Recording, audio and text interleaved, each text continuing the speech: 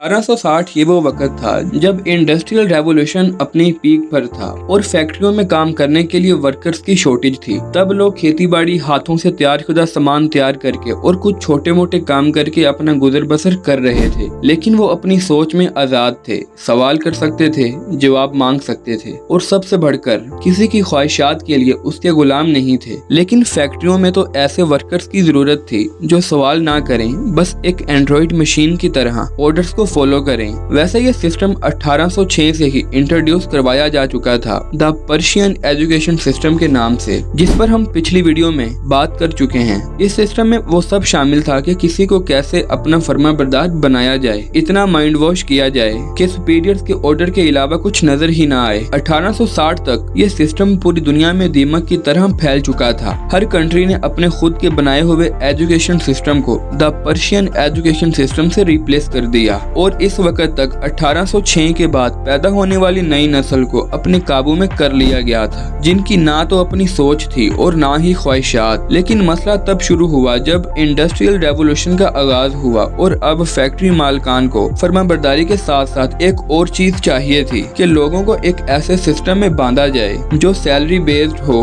पूरा महीना काम करें और महीने के आखिर में एक फिक्स्ड अमाउंट उन्हें थमा दी जाए। इंडस्ट्रियल रेवोल्यूशन के आगाज के बाद इस चीज की भी कमी पूरी कर दी गई। लोगों को पैसा कमाने का सिर्फ एक ही रास्ता नजर आने लगा कि किसी तरह फैक्ट्री में जॉब मिल जाए, क्योंकि तब तक लोगों का माइंड इतना वॉश कर दिया गया था कि उन्हें बिजनेस करना मुश्किल लगने लगा और फैक्ट्रियों में एक वर्कर्स की तरह काम करना आसान लगने लगा। इसमें ना तो मार्केट में मौजूद प्रॉब्लम को फाइंड करने का झंझट, ना कोई सोल्यूशन और ना ही प्लानिंग करने का झंझट कि कोई ऐसी प्रोडक्ट बनाई जाए जो लोगों की जिंदगियां आसान करे, और सबसे बढ़कर प्रोडक्ट की मार्केटिंग करना। जॉब इन सब से आपको निकाल बाहर करती है। बस पूरा महीना काम करो, यानी ऑर्डर फॉलो करो और अपने दिमाग का एक टका भी यूज ना करो। लेकिन अफसोस की बात, यहाँ जॉब ने आपकी क्रिएटिविटी को मार दिया। यहाँ आपने गॉड का दिया हुआ गिफ्ट जाया कर दिया जो आपको बाकियों से मुख्तलिफ बनाता है। अब यहाँ एक सवाल पैदा होता है कि अगर आपको फैक्ट्री में एक वर्कर्स की तरह काम ही करना था तो 10-15 साल स्कूल, कॉलेज या यूनिवर्सिटी में धक्के खाने की और अपने माँ बाप के लाखों रुपए जाया करने की क्या जरूरत थी, जब करनी तो आपको एक ऐसी जॉब ही थी जो शायद आपको पसंद भी ना हो। बताता चलूं, मैं यहाँ इस एजुकेशन सिस्टम की मुखालफत नहीं कर रहा कि आप इसे क्विट कर दो, बल्कि मैं ये बताना चाहता हूँ कि ये सिस्टम आपके लिए है ही नहीं। बचपन से एक ही निसाब की बुक्स हम सब पर थोप दी जाती हैं, जबकि हम में से हर एक स्टूडेंट इनमें इंटरेस्टेड ही नहीं होता। और फिर कहीं कमोबेश 10 साल बाद हमसे पूछा जाता है कि आप बायो रखोगे या आर्ट। सोचने की बात है कि अगर हम आज बायो चूज कर रहे हैं तो हमें केमिस्ट्री और फिजिक्स किस खुशी में पढ़ाई गई, और अगर हम आर्ट चूज करते हैं तो फिर भी यही क्वेश्चन बरकरार रहेगा कि हमें बायो, केमिस्ट्री, फिजिक्स क्यों पढ़ाई गई। सालों की मेहनत के बाद, लाखों रुपए लगाने के बाद 100 में से कोई 5 या 6 स्टूडेंट ही ऐसे होते हैं जो इस लेवल तक पहुंचते हैं कि वो कोई अच्छी जॉब कर सकें। बाकी 90 to 95% स्टूडेंट वही क्लर्क या हेल्पर की जॉब करना शुरू कर देते हैं, क्योंकि ये वो वक्त होता है जब ये सिस्टम आपकी क्रिएटिविटी को मार चुका होता है। अब मेरा यहाँ सवाल है कि वो लाखों की इन्वेस्टमेंट, हर साल की नई बुक्स, नया सिलेबस, मंथली फीसें किसके लिए? एक ऐसी जॉब के लिए जिसे हासिल करने के लिए 5वीं तक स्टडी करना भी ज्यादा था। अब आप कहेंगे भाई शायद आपको पता नहीं कि आजकल फैक्ट्रियों में भी एक वर्कर हेल्पर की जॉब हासिल करने के लिए FA BA तक स्टडी होना जरूरी है। मैट्रिक पास को तो सफाई के लिए रखते हैं। जी मुझे पता है। और क्या आपको पता है कि इन सब के पीछे वजह क्या है? तो चलो मैं आपको बताता हूँ। यह चीज एक चेन की तरह चलती है। जब किसी चीज की डिमांड ज्यादा हो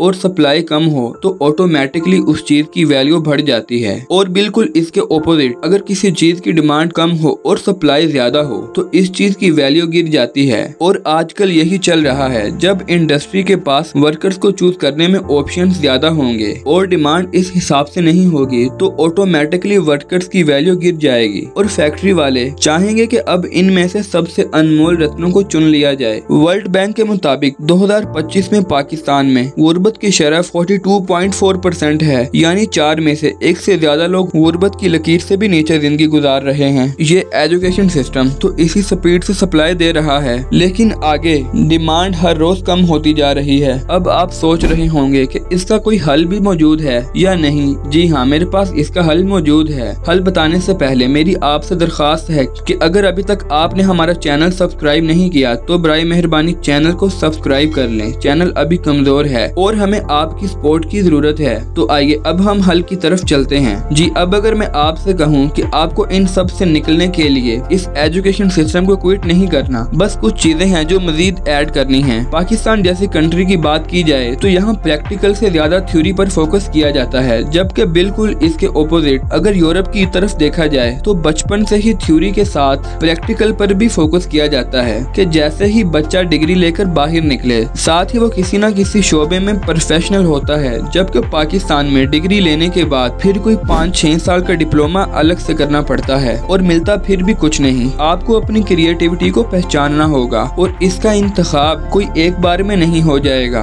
खुद पर गौर करें, खुद को पहचानने के आप किस चीज में अच्छे हैं, इस पर काम करना शुरू करें और इसे पॉलिश करें। ये काम कोई 4-5 दिन या 10 दिन में नहीं होगा। इसमें हो सकता है कि आपको 4 से 5 साल भी लग जाएं। ओहो यार, ये क्या कह रहा है, 4 से 5 साल? जी हाँ, एक वर्कर बनने के लिए 10 से 15 साल दिए जा सकते हैं, जबकि आप अपनी लाइफ पर खुद का कंट्रोल भी खो देते हो। जबकि यहाँ आपके सेल्फ ओनर बनने का सवाल है और वो भी खुद की लाइफ का। अब सवाल है कि ये आप कैसे करोगे? टिकटॉक या यूट्यूब पर रील्स देखने के लिए टाइम निकाल लेते हो, 2-2, 3-3 घंटे स्क्रॉलिंग करते रहते हो, इसके लिए टाइम निकल आता है, जबकि लाइफ को अपने कंट्रोल में करने के लिए टाइम नहीं है आपके पास। अपनी स्किल्स को पहचानो, इन पर काम करो। लोग नहीं चाहेंगे कि आप इस ट्रैप से निकलो क्योंकि वो खुद इस ट्रैप में सालों से फंसे हुए हैं। और अब अगर आज की कामयाब स्किल्स की बात की जाए तो ग्राफिक डिजाइनिंग है, लोगो बनाओ, पोस्टर्स बनाओ, कंटेंट राइटिंग है, अपने लफ्जों से कमाओ। लोगों को अपने कंटेंट्स के लिए, ब्लॉग्स के लिए और एड्स के लिए स्क्रिप्ट राइटर्स की जरूरत होती है। वीडियो एडिटिंग सीखो। यूट्यूब, इंस्टाग्राम, टिकटॉक, लोग वीडियोस को एडिट करवाने के लिए एडिटर्स को तलाश कर रहे होते हैं। इसके अलावा वेब डेवलपमेंट है,